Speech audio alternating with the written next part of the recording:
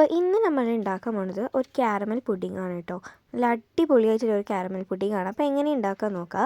അതിന് ഞാനിവിടെ ഒരു പാൻ എടുത്തിട്ട് അതൊന്ന് ചൂടാകുമ്പോൾ അതിലോട്ട് നിങ്ങൾക്ക് എത്ര ആവശ്യം അതിനനുസരിച്ചുള്ള പഞ്ചസാര ഇട്ടിട്ട് അതൊന്ന് കാരമൽ ചെയ്തെടുക്കുക. ഈ ഒരു കളറിൽ കിട്ടണം കേട്ടോ. എന്നിട്ട് നമ്മൾ ഏത് ട്രേ ആണോ ഒഴിക്കണത് ആ ട്രേ വന്നിട്ട് ആദ്യം സെറ്റ് ചെയ്ത് വെക്കുക. എന്നിട്ട് അതിലോട്ട് വേഗം ഒന്ന് ഒഴിച്ചു കൊടുക്കുക കേട്ടോ. കട്ടിയാകണതിൻ്റെ മുൻപ് വേണം ഒഴിച്ചു കൊടുക്കാൻ. എല്ലാ ഭാഗത്തേക്കും ഒന്ന് സ്പ്രെഡാക്കി കൊടുക്കണം കേട്ടോ. ഇതേപോലെ ഒന്ന് എല്ലാ ഭാഗത്തേക്കും ആക്കണം. ഇനി ഞാനിവിടെ ഒരു 5 ബ്രെഡിൻ്റെ സ്ലൈസ് എടുത്തിട്ടുണ്ട്. അതിൻ്റെ സൈഡൊക്കെ ആ ബ്രൗൺ കളറൊക്കെ നമുക്കൊന്ന് കട്ട് ചെയ്ത് മാറ്റി കൊടുക്കാം കേട്ടോ. എന്നിട്ട് ഞാൻ ജസ്റ്റ് ഒന്ന് പീസ് ആക്കിയിട്ടുണ്ട്. ഇനി നമ്മൾക്കിതൊന്ന് മിക്സിയിലിട്ട് അരച്ചെടുക്കുക. എന്നിട്ട് ഇതാക്കണം ജസ്റ്റ് പൗഡറാക്കി എടുത്തിട്ട് ഞാൻ ചെറിയൊരു ബൗളിൽ കുറച്ച് വന്നിട്ട് കസ്റ്റേർഡ് പൗഡർ എടുത്തിട്ടുണ്ട്. അതിലോട്ട് വെള്ളമാക്കിയിട്ട് കട്ടിയില്ലാതെ മിക്സ് ചെയ്തെടുക്കുക. ഇനി ഒരു പാൻ എടുത്തിട്ട് അതിലോട്ട് 1/2 ലിറ്റർ പാൽ ഒഴിക്കുന്നുണ്ട്. ഇനി ഞാൻ അതിലോട്ട് നന്നായിട്ടൊന്ന് തിളച്ച് വരുമ്പോൾ നന്നായിട്ടൊന്ന് മിക്സ് ആക്കി കൊടുക്കണം കേട്ടോ. തിളച്ച് വരുമ്പോൾ ഇനി ഞാൻ അതിലോട്ട് നമുക്ക് ആവശ്യത്തിനുള്ള ഷുഗർ ആഡ് ചെയ്ത് കൊടുക്കുന്നുണ്ട്.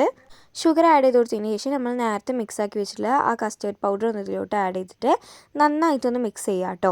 കസ്റ്റേർഡ് പൗഡർ ഒരു ഫ്ലേവറിനും അത് നന്നായിട്ടൊന്ന് കട്ടിയാകാനും വേണ്ടിയിട്ടാണ് കസ്റ്റേർഡ് പൗഡർ ആഡ് ചെയ്ത് കൊടുക്കുന്നത്. എന്നിട്ട് നമ്മൾ നേരത്തെ പൊടിച്ച് വെച്ചിട്ടുള്ള ബ്രെഡ് ക്രംസും കൂടി ആഡ് ചെയ്തിട്ട് അത് കട്ടയില്ലാതെ നന്നായിട്ടൊന്ന് മിക്സ് ആക്കി കൊടുക്കുക. ഇതുപോലെ ഒന്ന് കുറുകി കിട്ടണം. എന്നിട്ട് നേരത്തെ ഷുഗർ കാരമൽ ഒന്ന് മെൽറ്റാകാൻ വെച്ചതിക്ക് നമ്മൾ നേരത്തെ വരെ കുറച്ചൊന്ന് ചൂടാറിയതിന് ശേഷം വേണം നമ്മൾ ആഡ് ചെയ്ത് കൊടുക്കാൻ കേട്ടോ. എന്നിട്ട് ജസ്റ്റ് ഒന്ന് ലെവലാക്കി കൊടുക്കുക.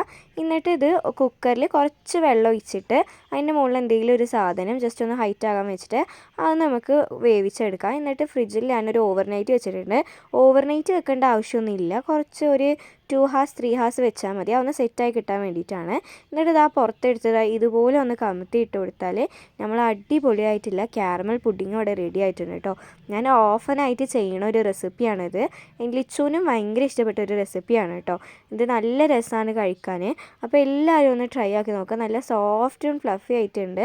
അപ്പോൾ എല്ലാവരും ട്രൈ ആക്കിയിട്ട് കമൻറ്റിലൂടെ ഫീഡ്ബാക്ക് അറിയിക്കുക. അപ്പോൾ വീഡിയോ ഇഷ്ടപ്പെട്ടാൽ തീർച്ചയായിട്ടും ലൈക്ക്, ഷെയർ ആൻഡ് സബ്സ്ക്രൈബ്. അപ്പോൾ വീണ്ടും ഒരു പുതിയ വീഡിയോ ആയിട്ട് കാണുന്നവരെ ബൈ.